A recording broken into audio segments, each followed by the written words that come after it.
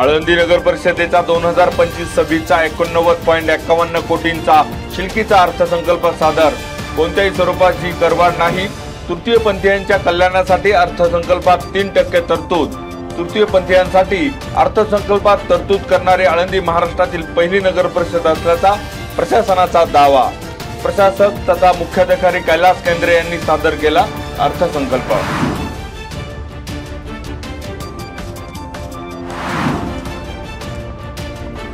अवैध माती वाहतुकीमुळे पश्चिम पट्ट्यातील गावांचे रस्ते आणि वाहन चालकांसाठी मरण यातना। गारगोटवाडी हद्दीतील अवजड वाहतुकीमुळे रस्त्यांची दुर्दशा। अवैध माती वाहतूक करणारा हायवा वेळीच थांबवा, नाहीतर आंदोलन। गारगोटवाडी गावचे सदस्य दत्ता कंद यांनी दिला महसूल विभागाला निर्वाणीचा इशारा।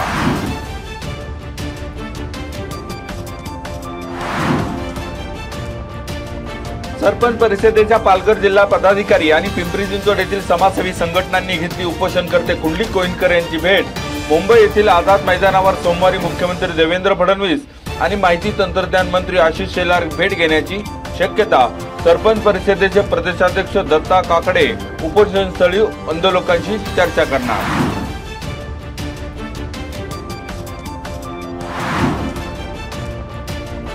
चाकण औद्योगिक वसाहतीमधील वासोली येथील झेडएफ इंडिया प्रायव्हेट लिमिटेड कंपनी आणि स्वाभिमानी श्रमिक कामगार संघटना यांच्यात तिसरी वेतनवाढ करार।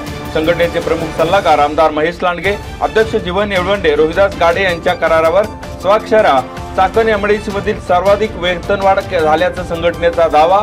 31 मार्च 2027 या 3 वर्षांसाठी झाली वेतनवाढ करार।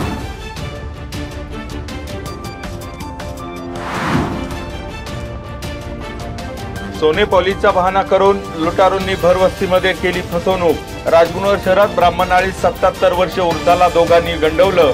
आधी भांडी पॉलिश केली, नंतर विश्वास संपादन झाल्यावर 1.5 तोळ्यांची सोनसाखळी केली लंपास।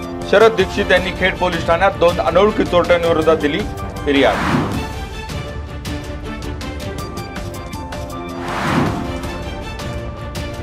पुणे नाशिक महामार्गावर बिरदवडी येथे जनावरांची अवैध वाहतूक करणारा टेम्पो पोलिसांनी पकडला। जुन्नर तालुक्यातील काशीनाथ पाटील नवले यांच्यावर कारवाई। टेम्पोतून 3 बैल आणि 3 घोडे दाटीवाटीने बांधून चाऱ्या पाण्याची व्यवस्था न करता वाहतूक करताना पोलिसांना आढळले।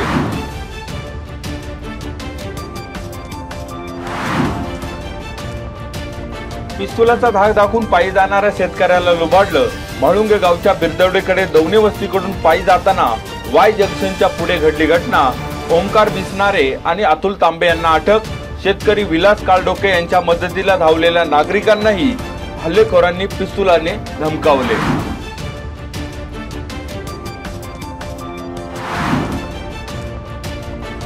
रोटरी क्लब ऑफ चाकण आणि हुतात्मा राजगुरू महाविद्यालयाच्या वतीनं थॅलेसेमिया जनजागृती आणि तपासणी शिबिरात महाविद्यालयातील 210 विद्यार्थ्यांची रक्त तपासणी।